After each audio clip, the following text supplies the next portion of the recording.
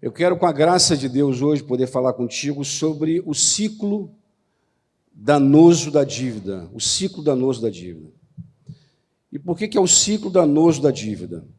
Porque, geralmente, as pessoas, pelo menos as pessoas com quem eu lidei, e com quem também ouvi os irmãos falarem, por exemplo, elas, mesmo depois de passar por um processo, às vezes, doloroso, de pagar a dívida, elas acabam voltando a se endividar de novo.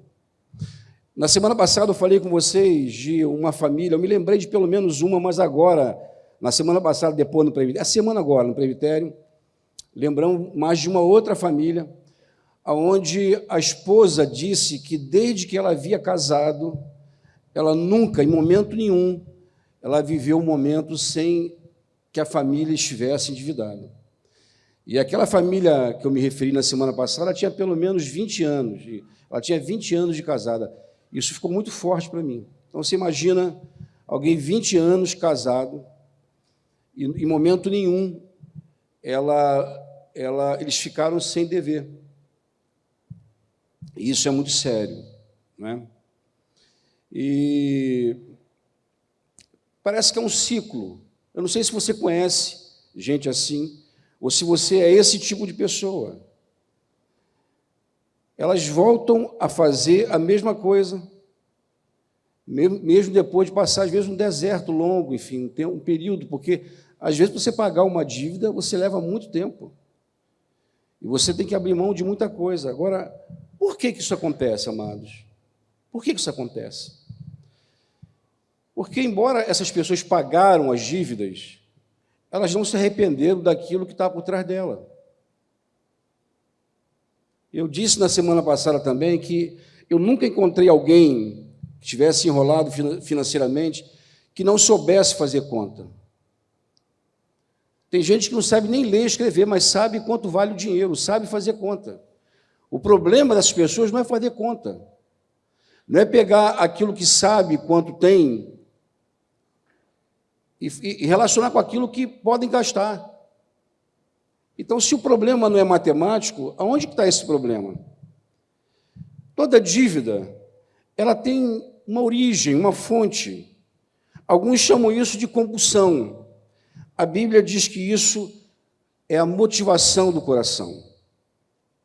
Provérbios capítulo 4, verso 23, diz assim, olha, sobre tudo que se deve guarda o coração, porque dele procede as fontes da vida. Olha, sobre tudo que se deve guarda o coração, porque deles procedem as fontes da vida. É do coração que se origina tudo, amado. Tanto aquilo que é bom, quanto aquilo que é ruim. É de lá quem vem. E nós somos influenciados, somos emulados por aquilo que está dentro de nós. Se você lida só com aquilo que está fora, eu cheguei a falar na semana passada, inclusive usando o exemplo de uma árvore, de uma planta, que se você só poda ela, só corta os galhos, você pode ter certeza que ela vai se revigorar, aquilo vai fortalecer aquela planta. Assim também é o homem, em relação às coisas que nós fazemos e daquilo que está dentro de nós. Se você só lida com aquilo que está fora, com as atitudes, e não lida com o coração, é uma questão de tempo. E isso não foi uma coisa que a gente aprendeu da noite para o dia. Nós levamos um tempo para aprender isso e ver. Gente que a gente havia ajudado, que havia passado todo um processo doloroso e voltou para, mais uma vez, para aquele estado inicial. Bem, no capítulo 15 de Mateus, eu não vou colocar aqui o capítulo todo, não precisa colocar, mas é um texto onde Jesus foi confrontado, ali, questionado pelos fariseus, por que os discípulos não lavavam as mãos para comerem. E aí, no verso 11, depois do 17 ao 19, Jesus diz assim, ó, não é o que entra pela boca o que contamina o homem, mas é o que sai da boca. Isso é o que contamina o homem. Não compreendeis, isso é o verso 17, que tudo que entra pela boca desce para o ventre e depois é lançado em lugar escuso? Porque os fariseus, eles tinham uma preocupação enorme com essa liturgia exterior, entendeu? O culto dele tinha que lavar as mãos, tinha que se banhar, tinha que usar uma roupa limpa, essa coisa toda. E Jesus falou que o que contamina o homem, porque era a preocupação deles lá, não é o que entra pela boca. Naturalmente, Jesus não estava falando da contaminação do corpo, tá, amado? Porque, claro, se você come uma comida estragada, você, né, afeta o teu corpo. Ele está falando de uma outra coisa. E aí ele segue dizendo assim, olha, mas o que sai da boca vem do coração. E é isso que contamina o homem. Porque do coração procedem os maus desígnios, homicídios, adultérios, prostituição, furtos, falsos testemunhos, blasfêmias e etc. Inclusive, essa coisa que nos coloca debaixo desse cativeiro da dívida. O problema das pessoas que devem não é saber fazer contas, eu já disse isso. O problema está no coração, não é suficiente ensinar as pessoas a administrar as suas vidas financeiras. Isso a gente faz também. Quando a gente senta com o discípulo, a gente manda ele colocar no papel o que ele deve, e geralmente só depois da terceira relação que ele faz, que é o que nós temos ideia do que ele deve, porque a primeira geralmente esconde um bocado de coisa. E nós ensinamos também eles a administrarem. O que pagar primeiro, como pagar, isso tudo nós fazemos ao longo desses anos todos. Os pastores estão aqui, os líderes também, eu penso que aprendeu isso, mas não é suficiente. Muitas sabem até como administrar. São contadores, a gente pega gente que é profissional da área, que sabe fazer conta. Precisamos pastorear o coração delas. É do coração que procedem as fontes da vida, e ele precisa ser guardado e tratado, apacentado, meus irmãos. E isso não é só em relação à dívida financeira, não, é em relação a qualquer coisa. O que nos contamina é o que está dentro de nós. Nós carregamos isso. E se esse coração não for mudado, você não vai conseguir vencer não só a dívida, mas qualquer tipo de pecado ou prática perniciosa na tua vida. Bem, eu vou contar algumas experiências, né? Eu vou falar acerca de algumas pessoas, de alguns corações que nós encontramos. Já que o problema ele vem do coração, eu queria te contar algumas. Eu não sei, eu acho que eu não vou abranger tudo, nem teria tempo hoje, mas eu vou te falar de alguns corações. Vamos lá. Cobiça, um coração cobiçoso. O que é cobiça, amado? Cobiça é um desejo ardente de possuir, de enriquecer, é uma avidez por lucro. Eu encontrei muita gente assim, que a pessoa tinha um desejo enorme de enriquecer, de ganhar dinheiro. Tiago, capítulo 1, do verso 13 ao 15, diz assim, ninguém, ao ser tentado, diga, sou tentado por Deus, porque Deus não pode ser tentado pelo mal, e Ele mesmo a ninguém tenta. Ao contrário, cada um é tentado pela sua própria cobiça, quando esta o atrai e seduz. Então a cobiça, depois de haver concebido, dá à luz o pecado, e o pecado, uma vez consumado, gera a morte. Cobiça, desejo de enriquecer. Eu não sei se você, como eu, você frequentemente recebe nas tuas mídias sociais ou no teu e-mail ofertas de enriquecimento rápido. Está cheio. Investimentos que oferecem ganhos absurdos a curto espaço de tempo. Você já recebeu, não? Isso. Ganhar muito dinheiro em pouco tempo. Ganhar dinheiro de casa, sem fazer muito esforço. Parece que aquele tempo onde, para se ganhar dinheiro, tinha que trabalhar muito, parece que acabou. Hoje você consegue ganhar muito dinheiro sem fazer muito esforço. São propostas. E tem gente que embarca, tem gente que entra nessa. E acaba entrando numa cadeia, porque às vezes é uma armadilha que se faz, que você acaba introduzindo no teu computador um vírus, um trojan, uma coisa dessa aí, e a gente volta e meia encontra alguém, porque aceitou uma proposta dessa mirabolante, de alguém que diz que vai te pagar uma correção, juros por mês, que ninguém paga no mundo, não existe. Investimento igual a esse, e você acredita, entra, clica, e depois se arrebenta. Eu estava lembrando que, quando eu era lá atrás jovem, o que se tinha lá atrás, assim, de mais conhecido, era jogo do bicho. Lembra do jogo do bicho, não?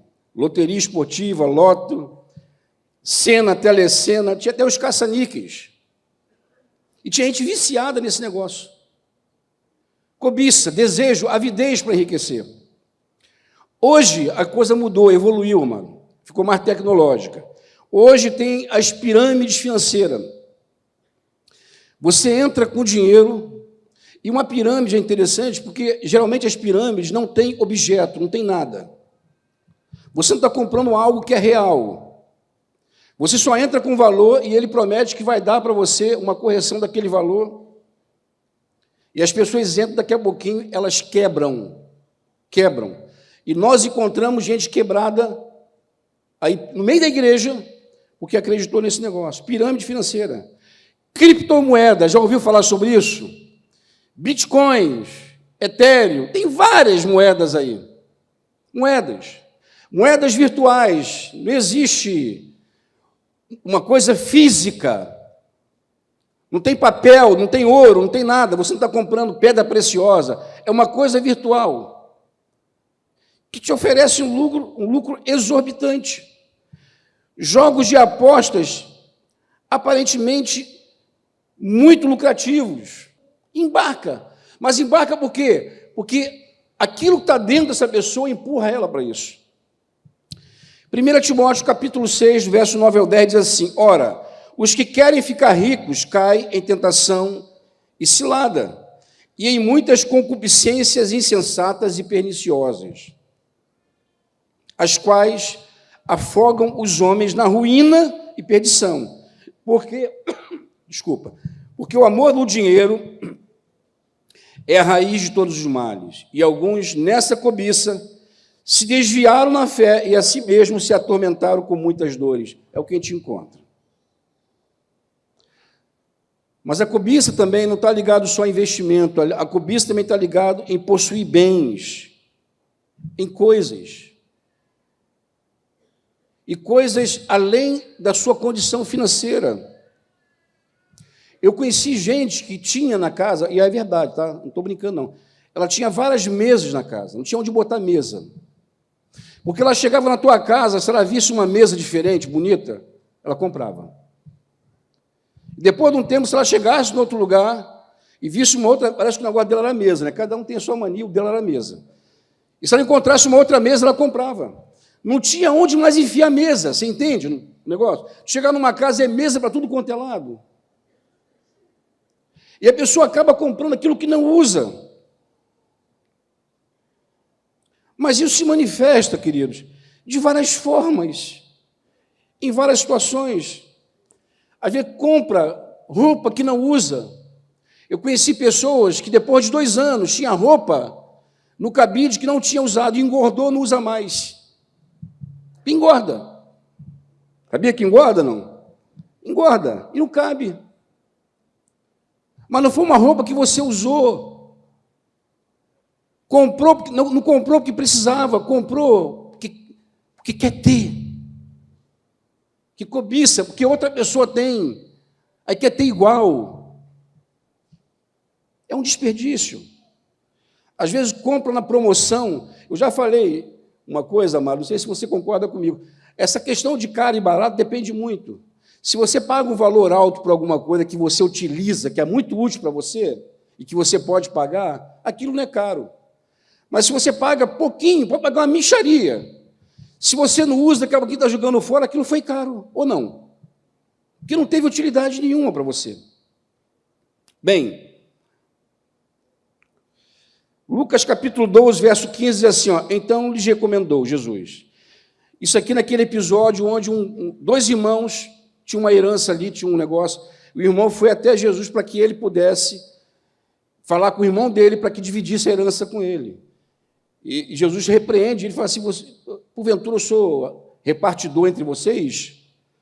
Mas depois o Senhor falou assim, então lhe respondeu, tendes cuidado, e guardai-vos de toda e qualquer avareza, porque a vida de um homem não consiste na abundância dos bens que possuem. Geralmente, irmão, gente que tem a cobiça muito aflorada, é gente que passou necessidade, geralmente, passou muita dificuldade. Olha, a gente conheceu a história de gente que jurou que nunca mais ia passar necessidade, jurou. E esse tipo de gente aflora a cobiça com muita força, porque ela valoriza o ter e o possuir mais do que qualquer coisa.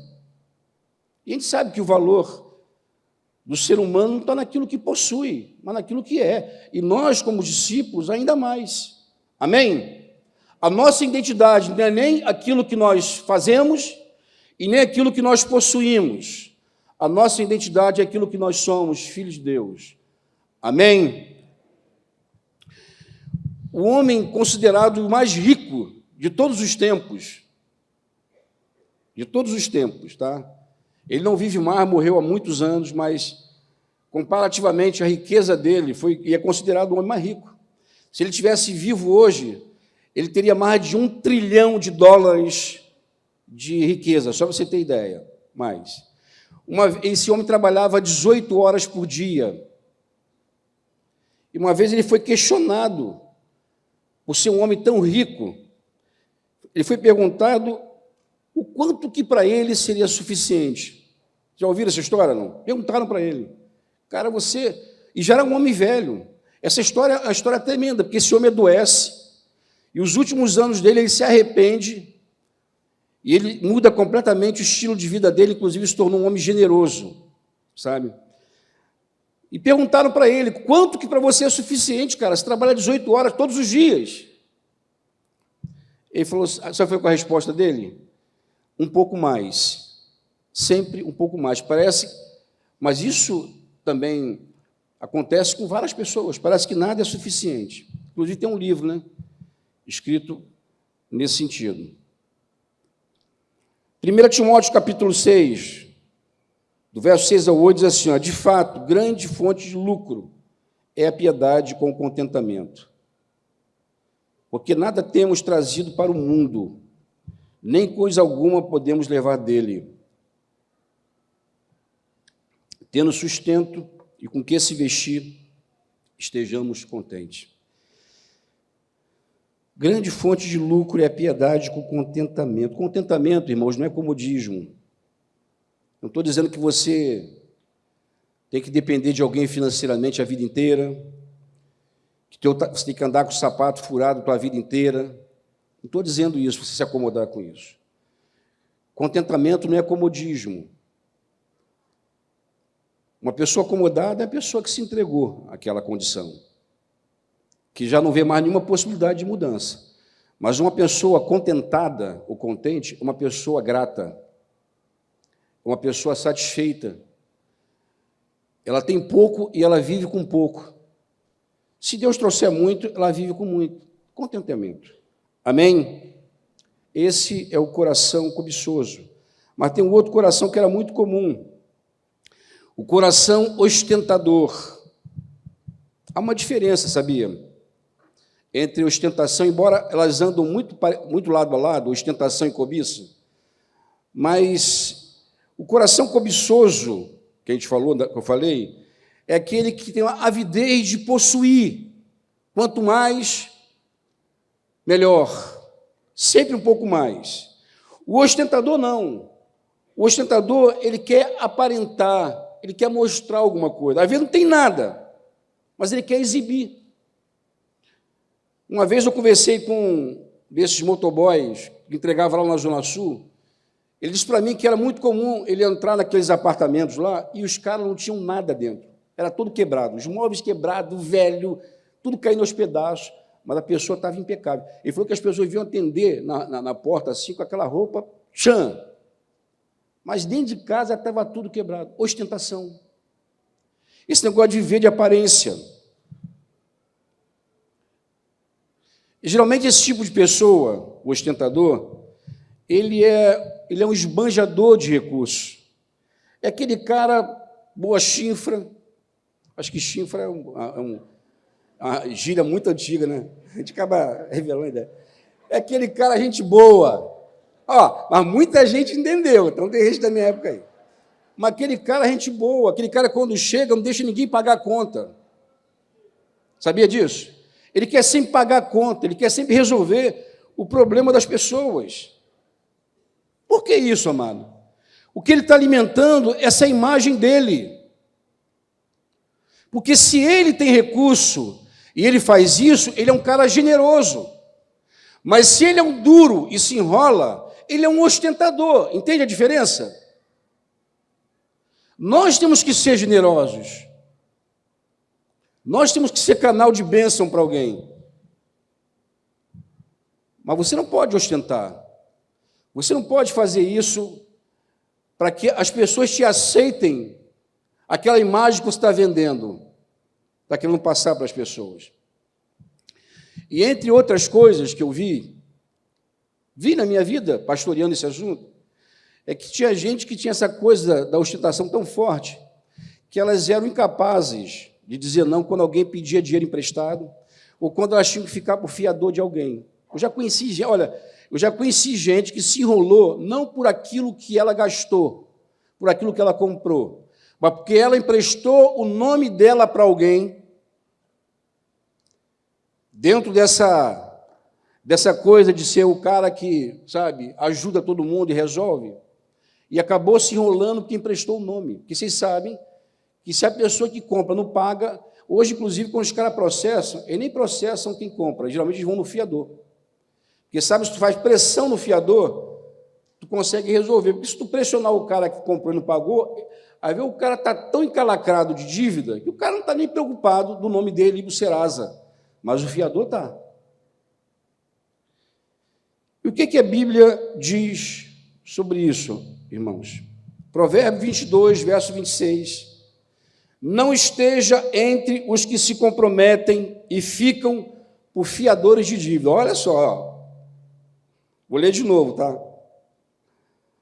É um conselho, uma direção aqui, um provérbio. Não esteja, está lá escrito lá, não esteja entre os que se compromete, irmão, deixa comigo, e ficam por fiadores de dívidas, pois se não tens com que pagar, por que arrisca perder a cama debaixo de ti? E perde mesmo. O cara, às vezes, perde bem dele, porque ele emprestou o nome dele para outra pessoa e não tinha condições de pagar. Um conselho para você, tá? Eu não estou dizendo que você não possa ser o fiador de alguém. Você tem um amigo, um irmão, a coisa toda, mas não se torne fiador de alguém, caso aquela pessoa ela não possa pagar a dívida, e você também não possa. Conte com isso. Porque tem gente que não paga lá o compromisso porque ficou desempregado, acontece muita coisa. E se ele se enrolar, ele vai te levar junto para o buraco. O ostentador quer mostrar que come bem, que veste bem, só usa roupa de marca. Eu não sou contra a roupa de marca é boa. Se você pode pagar, paga, que ela vai durar muito tempo, mas se você não pode, não ostenta. Eles querem viver acima da própria realidade financeira, porque vivem de aparência. E eu já disse que o nosso valor, irmãos, a nossa identidade não está naquilo que possuímos ou fazemos, a nossa identidade está naquilo que nós somos. Amém? Vocês querem ver um outro coração? Que não é do coração que origina essas coisas? O coração fraco. Coração fraco não é o cardiopata, não, tá, querido? Já alguém até tossiu ali, não fica preocupado, não. Coração fraco, eu vou falar aqui, não é quem tem um problema de cardiopatia, não. O coração fraco aqui é falta de firmeza, de perseverança, frouxura. Eu conheci homens que faziam a vontade das suas esposas em tudo. O que ela pedia, ele comprava. Olha, eu não estou falando isso criticando as mulheres, não. Para mim, o problema é dos homens. Fraqueza. Era incapaz de dizer não. Olha, eu vou falar uma coisa com vocês. Não era gente com pouco recurso, não, tá? Eu vi coisa que eu ficava escandalizado de ver. Coisas que comprava e não usava. E o cara nunca dizia não. E no caso dele, que a gente pegou outros casos também, sabe qual era o problema desse homem? Porque ele não dizia não para a mulher dele? Que ele não queria que ela fizesse greve de sexo. Porque isso é uma coisa que as mulheres fazem às vezes. O cara fecha a carteira, ela faz greve de sexo. E aí, meu irmão, essa hora o cara treme e cede. E acaba se enrolando, não é porque não sabe fazer conta, porque tem um coração fraco. Mas também eu vi pais que eram incapazes de dizer não para os seus filhos, queriam comprar, às vezes, a obediência da criança. Geralmente, esses pais não conseguem resistir à insistência dos filhos. Pede. O filho vai e pede uma vez, não. Segunda, não. Depois o cara se aborrece e vai. Isso, pai e mãe. E nas minhas andanças, eu vi coisa assim absurda, eu ficava chocado, eu chamava o cara e falava, amado, tu vai fazer isso mesmo? Porque não é só uma questão financeira, você está criando mal. Você está ensinando para o teu filho que tudo que ele quer, tudo que ele acha que precisa, ele tem. E quando ele crescer, e ele não tiver mais essa mamata aí, ele vai achar que o mundo gira em torno dele. Vai se tornar um homem, uma pessoa caprichosa. Porque ele nunca ouviu um não dos pais, como é que vai ouvir do mundo? Mas a falta de firmeza de coração, sabe, de pagar o preço, porque para ensinar, você tem que pagar o preço, amado. Tem que resistir. Mas o coração é fraco, não persevera, vai embora. Vamos prosseguir? Não. O coração incrédulo é aquele coração que é incapaz de confiar em Deus. Confiar em Deus. Ele não confia. Hebreus capítulo 3, verso 12 e 13 diz assim, ó, tende cuidado, irmãos, jamais aconteça haver em qualquer de vós perverso coração de incredulidade que vos afaste do Deus vivo. Pelo contrário, exortai-vos mutuamente cada dia, durante o tempo que se chama hoje, a fim de que nenhum de vós seja endurecido pelo engano do pecado. A incredulidade, irmãos, é terrível, porque a incredulidade, ela não só faz, ela só não obtém a resposta de Deus, porque sem fé é impossível agradar a Deus. Deus se move por fé. Embora Deus tenha todos os recursos, seja poderoso, mas Ele determinou que Ele faria mediante a nossa fé. Se você não crê, vai acontecer igual aconteceu com Jesus lá em Nazaré, não sei se vocês lembram, diz que ali Ele não pôde realizar muitos milagres por causa da incredulidade daquele povo lá. A nossa fé limita a Deus. Embora Ele seja um ser ilimitado, com poder ilimitado, a tua fé limita. Mas o que coopera com isso? Até hoje é assim. As facilidades desse século, desse tempo que a gente vive, combatem de alguma forma a fé. Quer ver? Você está com uma necessidade, que você acha que é necessidade, que nem sempre é, mas você acha. Ao invés de você esperar, orar, pedir a Deus, e olha, irmãos, eu estou falando para você isso porque tem gente que acha que isso é piada, tá? Mas eu podia ficar contando para vocês aqui a tarde inteira de vários milagres e sinais e provisões que Deus fez na minha vida e na vida de muita gente, mas eu podia contar só as minhas. De como Deus me socorreu, de como Deus nos socorreu. Agora mesmo estava conversando com o Rafael essa semana, Rafael Marão ali, está ali, Amanda ali. Eles têm um filho autista, Guilherme, vocês sabem disso. Está um homem, Guilherme está um homem zarrão, e Guilherme, umas semanas atrás, mês passado, uns 2 meses para cá, ele vinha sofrendo de dor de dente, eles custaram a perceber ali, porque é difícil que o Guilherme ainda não fala, ele não se comunica, é considerado um autista severo. E aí, quando eles identificaram que era dor, eles ficaram muito preocupados, depois acabaram descobrindo que era dente. Eu acompanhei, eu sei dessa história porque eu acompanho essa família, desde que essas crianças tinham nascido. E aí você imagina a luta dos pais de um filho especial, e eu sou pai também de filho especial. Isso mexe profundamente com o nosso coração. E aí começaram a ver o que poderiam fazer. E aí, para poder mexer na boca do Guilherme, que ele não permite, tinha que sedar, tinha que ser no centro cirúrgico. Era toda uma coisa cara, que eles não tinham condições financeiras. Mas oram, colocam diante de Deus. E aí, irmãos, de uma forma milagrosa, porque só acontece isso por milagre de Deus. Eles estavam, nesse período do final do ano, lá em Garatucaia, e aí o Guilherme, mais uma vez, teve dor de dente, eles foram levar Guilherme numa emergência. E é uma luta, porque quem conhece essa família, quem lida, sabe o quanto Guilherme fica agitado. E não é uma criança que você tem como dominar. É um homem forte. Ele tem quantos anos hoje, Rafael? 14. Qual a altura dele está, Rafael? 1,90. Já viu o tamanho do Guilherme? Parece até o Alessandro. Sério? Não parece, Rafael? Tamanho? 14 anos. Eles foram levar na emergência. Chegou lá, encontrou um dentista. Enfim, eu vou resumir a história, irmãos, que é longa um pouco. Naquele tempo ali, aquela prefeitura de Mangaratiba fez algo que, segundo Rafael, é o primeiro município no Brasil. Eles estavam exatamente para inaugurar um tratamento odontológico para crianças especiais.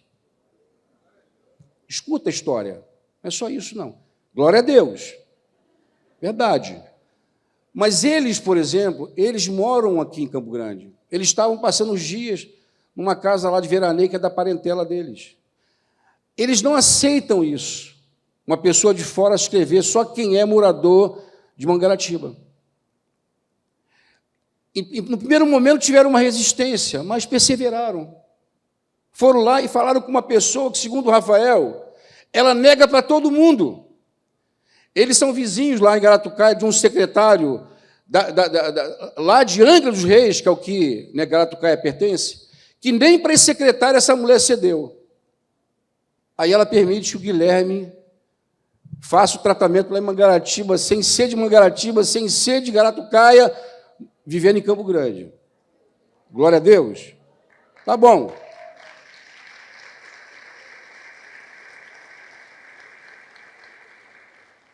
As palmas foram um pouco fracas, porque eu vou acrescentar mais alguma coisa. O Guilherme, esses dias, o Rafael mandou para mim uma foto de um diário oficial, apareceu todo mundo nos jornais, porque o Guilherme ele fez tratamento nesse lugar que estava inaugurando, mas ele é a primeira pessoa no Brasil que inaugurou esse tratamento, um tratamento especial que custaria caro, eles não teriam condições de pagar, e saiu de graça, irmãos. Isso é Deus ou não? O que você acha? Melhorou, viu? Mas se você não crê, se você quiser resolver na força do teu braço, porque, inclusive, uma das características do incrédulo, ele achar que Deus não vai assisti-lo, ele não crê. Ele acha que ele tem que resolver na força do braço, na sua capacidade. E quando você crê, irmãos, vai acontecer contigo aquilo que Jesus falou lá com as irmãs, quando Lázaro morreu. Jesus chegou lá, elas estavam apavoradas, falando, Senhor, se tu estivesse aqui, não sei o quê. Aí Jesus só lembrou o que havia dito. Eu não disse para vocês que se vocês crescem, vocês veriam a glória de Deus. A glória de Deus é para quem crê. Eu podia contar várias histórias, mas vamos ficar, né? O tempo está passando. Eu tenho que correr aqui. Mas legal, né? Ver isso. Mas eles tiveram que crer. Imagina o desafio, a angústia, a luta de querer resolver a coisa no braço. Bem, outro coração, o coração ansioso. O ansioso é aquele que não sabe esperar, é impaciente. O ansioso é aquele que quer ter hoje o que só pode ter amanhã. Esse é o ansioso. Mateus capítulo 6, verso 25, tem dois textos de Filipenses 4, 6, diz assim, olha, por isso vos digo, não andeis ansiosos pela vossa vida, quanto que haveis de comer e beber, nem pelo vosso corpo, quanto que haveis de vestir. Não é a vida mais do que o alimento e o corpo mais do que as vestes? Não vou nem parar para falar, irmãos, eu vou só ler para a gente ganhar tempo. Filipenses 4, 6, Paulo abrange isso. Agora não é só mais o que haver de comer, beber e vestir. Paulo diz assim, não andeis ansiosos de coisa alguma. Em tudo, porém, sejam conhecidas diante de Deus as vossas petições pela oração e pela súplica com ações de graça. Você já pede dando graças a Deus, porque você confia. O teu coração está em paz. Uma das características, irmãos, da fé, de quando alguém está crendo, é a paz no coração. O problema ainda existe, está lá, mas você é tomado de uma paz, você sabe que Deus está no controle, amém? Você sabe que Ele está no controle, você sabe que Ele está te olhando, mas é no tempo dEle, não é no nosso tempo. A exortação que tem lá em Hebreus, relacionada àquele texto que eu acabei de ler ainda há pouco, que fala da incredulidade, ali a carta exorta a nos humilharmos debaixo da poderosa mão de Deus, até que em tempo oportuno Ele nos exalte. Há um tempo para Deus fazer. Deus não é precipitado, irmãos. Deus ele não se atrasa, Ele chega na hora. As duas irmãs acharam que Jesus havia se atrasado. Elas disseram, Senhor, se tu estivesse aqui, o meu irmão não tinha morrido. Por quê? Porque elas criam que Jesus era poderoso para curar, mas Jesus não queria curar Lázaro, senão ele tinha chegado antes de morrer. Ele queria o quê, irmãos? Ressuscitar, um milagre muito maior. Amém? É assim que é o nosso Deus.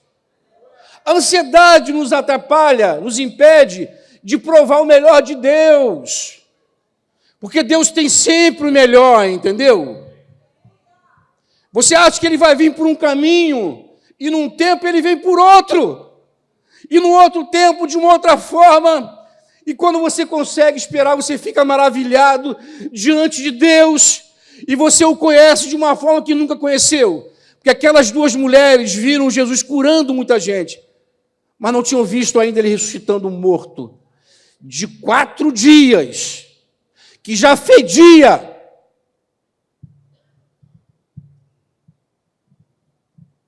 Mas não experimenta isso porque tem um coração ansioso. Você já lidou com uma pessoa ansiosa que não consegue esperar, se precipita, faz maus negócios, compra muito, compra coisa desnecessária. Às vezes compra, daqui a pouquinho ganha. Porque verdadeiramente, irmãos, Deus cuida de nós, amém? Nos mínimos detalhes. Irmãos, como eu poderia falar sobre isso com vocês? Mas oportunamente eu vou falar sobre isso, para não ficar só aqui no blá, blá, blá. De como, e mostrar para vocês como Deus cuida de nós. Um outro coração, e eu acho que eu vou encerrar nesse coração, que é o coração leviano. Leviano não é palavrão não, tá? Não é ofensa não. A palavra leviano fala de alguém que tem pouca carga. alguém que não encara com seriedade as coisas. E você encontra gente leviana com a vida financeira. A pessoa leviana é aquela que quer viver a vida numa boa, não quer se estressar. Não para fazer conta, que se fizer estressa, vai ficar nervoso, nem dorme. Não sabe quanto deve. Não verifica o extrato bancário para não ter que tomar decisões drásticas. Deixa eu falar uma coisa com vocês aqui. Eu estou falando desses corações aqui, mas quando eu falo desses corações, me vem à cabeça a imagem das pessoas que na época eu conversava. Isso aqui é real, tá? Eu conheci um homem leviano e que devia a própria alma, devia tudo. E um dia eu conversando com ele, falei, cara, quando é que você deve? Não sei. Eu falei, quanto você tem no banco? Não sei. Eu falei, mas você não sabe por quê? Não, porque eu não vejo. Eu falei, mas não vê por quê? Não, porque eu não quero ver. Porque se eu ver, eu vou me desesperar. Como uma pessoa dessa, irmão, vai sair de um cativeiro desse? Nunca. Vai empurrando com a barriga e vai cantando a música do Zeca Pagodinho. Deixa a vida me levar, vida leva eu. Deixa a vida... É assim que vai cantando. Geralmente, esse tipo de gente deixa a sua administração financeira para outra pessoa. Eu não tenho nada contra as mulheres, mas eu tenho um problema sério do marido que pega e entrega o dinheiro na mão da mulher para ela administrar. Porque, na verdade, quem deveria administrar o dinheiro não é nem o homem sozinho, é os dois. Os dois. Eu não acho que o homem sozinho. Os dois. Porque o dinheiro é dos dois. O recurso é dos dois.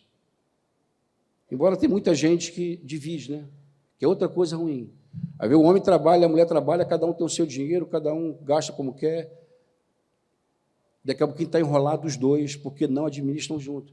Porque nós somos diferentes mesmo, irmãos. Eu estou casado já há quase 40 anos, 37 anos. Eu olho para minha mulher e falei, meu Deus, ainda hoje eu falo assim, meu Deus, eu sou muito diferente dela. E ela é muito diferente de mim. E graças a Deus por isso, porque se fosse dois iguais, iam dois caminhando para o buraco. Tem que ser diferente. Alguém tem que meter o pé no freio, mas alguém tem que acelerar em algum momento, vocês entendem? E essa questão da administração, claro que ela não pode ser só racional. Eu estou dizendo que às vezes o cara não tem dinheiro. O filho está passando mal, então está indo com a calça rasgada para a escola. É um conjunto de coisas. E aí, quando os dois administram juntos o recurso, a possibilidade deles cometerem erro é menor. Mas é muito ruim quando, por leviandade, a pessoa entrega, e geralmente o homem faz isso, entrega a administração para a mulher e deixa ela se virar, meu irmão. Misericórdia.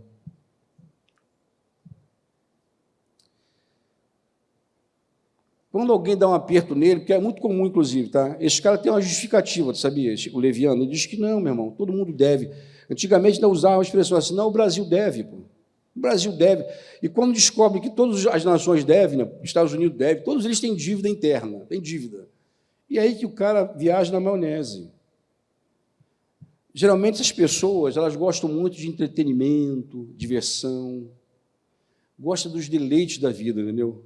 Mas não estão nem aí para aquilo que está acontecendo lá e não sabem o mal que estão causando para elas mesmas e para as pessoas que estão à sua volta. Eu vou encerrar, tá? Eu corri, eu pensei de ter um pouco mais de tempo, mas eu corri para poder a gente não alongar muito. E eu queria finalizar, irmãos, dizer a você como é que Deus trata essa questão, então. Já que a dívida não tem nada a ver com questões de matemática, que se tivesse era muito fácil. A gente fazia uma aulinha aqui no sítio, pegava uma professora de matemática, um professor, ensinava matemática para todo mundo, acabou o negócio. Mas como é a situação do coração, como nós estamos vendo até aqui, e dos vários corações que estão por trás de várias más administração, como Deus trata esse assunto? Eu citei esse texto na semana passada, eu quero citar de novo. Mateus capítulo 3, verso 10.